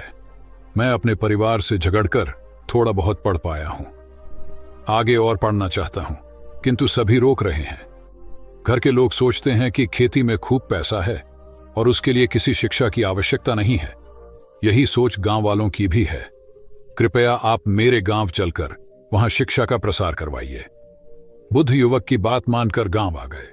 धर्मभीरू ग्रामीणों ने बुद्ध का सत्कार किया और रोज उनके प्रवचन सुनने आने लगे। बुद्ध जब भी शिक्षा का महत्व बताते, ग्रामीण विरोधी मत रखते। एक दिन एक महिला अपने 5 साल के बच्चे के लिए पूछने लगी कि उसे किस उम्र से शिक्षा दिलवाए। तब बुद्ध ने समझाया कि तुम्हें तो 5 वर्ष पूर्व उसकी शिक्षा शुरू कर देनी थी। उसे क्या खाना है, क्या नहीं, कैसे क्या बोलना है आदि बातें शुरू से सिखाओगी, तभी तो वह अपना उचित ख्याल रख सकेगा। बुद्ध की यह बात महिला सहित सभी ग्रामीणों को समझ में आ गई। उन्होंने अपने बच्चों को विद्यालय भेजना शुरू किया। यह समय वर्षा का था। युवक ने लोगों को जल संग्रहण की तकनीक बताई। अधिकांश ने उपहास किया, किंतु युवक अपना काम करता रहा। बुद्ध का सहयोग प्राप्त था, इसलिए किसी ने उसका खुलकर विरोध नहीं किया। जब गर्मी में भीषण जल संकट के कारण फसलें सूखने लगीं, तो युवक ने कुएं खुदवाए, जिनमें जल संग्रहण की तकनीक के कारण खूब पानी निकला। ग्रामीण अब शिक्षा का महत्व समझ चुके थे। धीरे धीरे संपूर्ण गांव शिक्षित हो गया। ज्ञान हर उम्र में अर्जित किया जा सकता है। यही ज्ञान हमें जीवन में आने वाली समस्याओं के समाधान की राह सुझाता है। एक गांव में 2 भाई रहते थे जो अपनी शैतानियों के लिए कुख्यात थे। उन्हें दूसरों को परेशान करने में बड़ा आनंद आता था। वे हर समय किसी न किसी को परेशान करने में लगे रहते थे। गांव के लोगों के साथ साथ उनके माता पिता भी उनकी ऐसी हरकतों के कारण बहुत दुखी थे।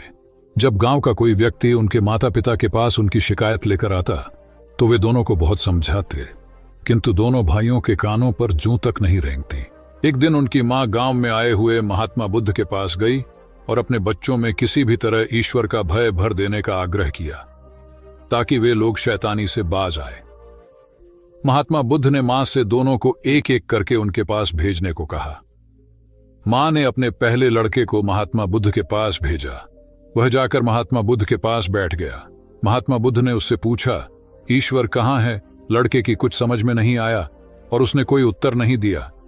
तब महात्मा बुद्ध ने दोबारा यही सवाल कड़क कर पूछा, तो डर के मारे लड़का वहां से तेजी से भागा और भागते हुए अपने भाई के पास जा पहुंचा तथा बोला, भाई, तुम्हें पता है ईश्वर खो गया है और सब लोग इसके लिए हमें ही जिम्मेदार समझ रहे हैं। छोटा भाई भी इतना बड़ा आरोप सुनकर डर गया और उस दिन से दोनों ने शैतानी करना छोड़ दिया। कथा का सार यह है कि जब सीधे मार्ग से सुधार की राह न मिले तो टेढ़े मार्ग का सहारा लेना ही सर्वथा उचित है। सेठ ने बुद्ध से जाना सच्चा संपन्न होना। एक सेठ निसंतान था। अपार संपत्ति का मालिक होने के बावजूद सेठ का लोभ बरकरार था।